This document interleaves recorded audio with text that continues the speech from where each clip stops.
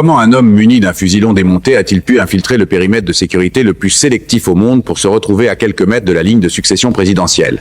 La rhétorique politique actuelle est-elle devenue un véritable manuel d'instruction pour le passage à l'acte ou simplement un bouclier commode pour masquer des failles systémiques béantes? Enfin, cet événement tragique est-il le cheval de Troie législatif idéal pour imposer un projet de forteresse auparavant jugé illégal?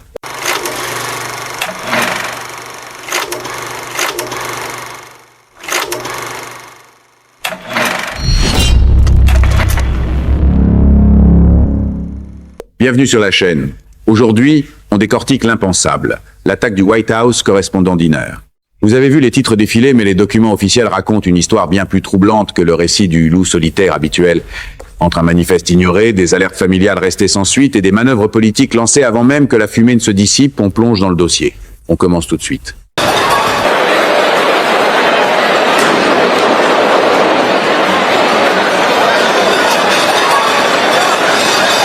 Samedi 25 avril 2026, le Washington Hilton accueille 2600 invités pour le dîner des correspondants de la Maison-Blanche. C'est un moment historique. Donald Trump, 45 et désormais 47 président, y fait son grand retour, une première depuis son élection. À 20h30, l'ambiance est feutrée, le cliquetis des assiettes résonne, Melania est à sa gauche, le cabinet entoure le couple présidentiel. Soudain, le chaos. Cole Thomas Allen, 31 ans, originaire de Torrance en Californie, charge un point de contrôle et ouvre le feu. 5 coups de feu retentissent. Un producteur d'Al Jazeera décrira plus tard une odeur de poudre envahissant instantanément les couloirs. Trump est évacué en urgence, suivi du vice-président Vance et de l'ensemble du gouvernement. Dans l'échange, un agent du Secret Service s'effondre, touché en plein thorax, sauvé uniquement par son gilet pare-balles. Allen est maîtrisé, mais le plus terrifiant reste à venir. On apprend que le suspect avait envoyé un manifeste à sa famille quelques jours plus tôt, qualifiant Trump de traître. Plus grave encore, sa sœur Adriana avait prévenu la police de Montgomery County et son frère avait alerté les autorités du Connecticut. Le FBI, dirigé par Kash Patel, confirme que les agents examinent des écrits où Allen se dit refusant de laisser un criminel salir l'histoire. Malgré ces signaux rouges, Allen a pu réserver une chambre dans l'hôtel même de l'événement, y démonter son arme et descendre tranquillement vers la salle de bal. Le dispositif était-il vraiment hermétique?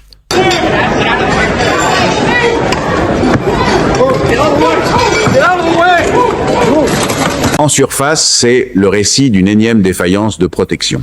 Après Butler et West Palm Beach, le public voit une institution, le Secret Service, dépassée par l'ingéniosité malveillante d'un seul homme. Le débat médiatique s'est immédiatement cristallisé sur une question simple: comment un fusil long peut-il franchir un tel checkpoint? La réponse officielle invoque la complexité des lieux civils. Le Hilton n'est pas une base militaire, c'est un espace commercial où, selon le journaliste Hugh Doherty, n'importe quel client muni d'une clé de chambre pouvait accéder au niveau inférieur. L'opinion publique est bombardée de deux narrations opposées. D'un côté, on glorifie l'agent sauvé par son gilet, symbole d'une barrière qui a tenu. De l'autre, on pointe du doigt la rhétorique incendiaire. On ressort les clips de Trump qualifiant la presse d'ennemie et on les oppose aux appels au combat total de certains leaders démocrates. C'est la surface confortable, blâmer les mots plutôt que les protocoles. On nous montre un suspect radicalisé par Internet, un homme malade, selon les mots du président lors de sa conférence de presse nocturne. C'est l'histoire d'un échec technique et d'une folie individuelle. On nous vend la fatalité d'une époque polarisée où la violence est devenue une variable d'ajustement. Mais cette vision occulte une réalité structurelle beaucoup plus dérangeante. Celle d'une faille de sécurité connue, documentée, et pourtant laissée béante dans un hôtel ouvert au public. Passons derrière le rideau, là où l'opportunisme politique transforme la tragédie en stratégie. Qui profite réellement de ce fiasco? Regardez la montre. Moins de 14 heures après les coups de feu, le sénateur Tim Sheehy du Montana annonçait déjà une législation pour approuver la construction d'une salle de bal privée à la Maison-Blanche. C'est ici que le bas blesse. Ce projet avait été bloqué par un juge fédéral pour cause d'illégalité. Soudain, grâce à la faille du Hilton, l'argument de la sécurité nationale devient imparable pour contourner la justice.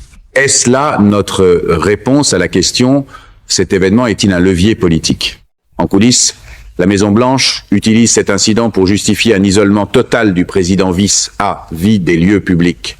Si cette salle est construite, c'est la fin d'une certaine transparence démocratique, le président ne rencontrant plus la presse que sur son propre terrain totalement verrouillé. Du côté des services de renseignement, c'est aussi une aubaine pour demander des budgets de surveillance accrus sur les réseaux sociaux sous prétexte de détecter des profils comme celui d'Allen. N'oublions pas le rôle des plateformes. Le manifeste d'Allen contenait des termes qui circulent librement dans les sphères anti-Trump depuis des années.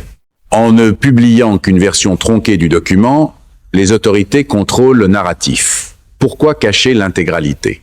Peut être parce que le texte pointe des incohérences qui mettraient mal à l'aise les deux camps. Il y a aussi la réaction de Jamie Raskin demandant quelle rhétorique.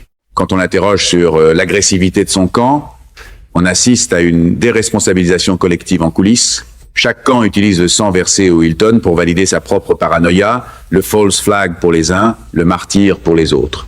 Pendant que vous débattez sur Twitter, les lois passent et les budgets explosent. C'est la gestion du chaos par le profit législatif. L'impact immédiat est une militarisation sans précédent des événements civils.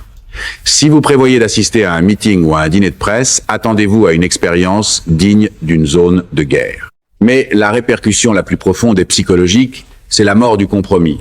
Ce qui s'est passé au Hilton confirme la thèse du maximum warfare évoquée par Hakeem Jeffries. On se bat plus avec des idées, on survit à des attentats. Cela nous ramène à notre interrogation. Notre rhétorique est-elle un plan d'action? La réponse semble être un oui retentissant. Allen n'a pas inventé ses griefs, il les a piochés dans le flux incessant d'algorithmes qui récompensent l'indignation. À l'avenir, attendez-vous à un acte d'accusation supplétif massif. Le procureur Todd Blanche ne va pas se contenter de l'agression. Il va viser la conspiration ou l'acte terroriste pour faire d'Allen un exemple. Pour le citoyen lambda, le futur c'est moins d'accès et plus de méfiance. La séparation entre les élus et le peuple va s'accentuer, protégée par des murs en béton financés en urgence. Le précédent est posé, une décision judiciaire peut être balayée par un incident de sécurité opportun. C'est un glissement dangereux du pouvoir institutionnel vers un pouvoir exécutif qui s'auto-justifie par l'urgence. Le dîner des correspondants ne sera plus jamais ce moment de dérision partagée. Il deviendra le symbole d'une démocratie sous cloche, où même l'humour de Caroline Leavitt sur les shots fired est désormais perçu comme une menace codée.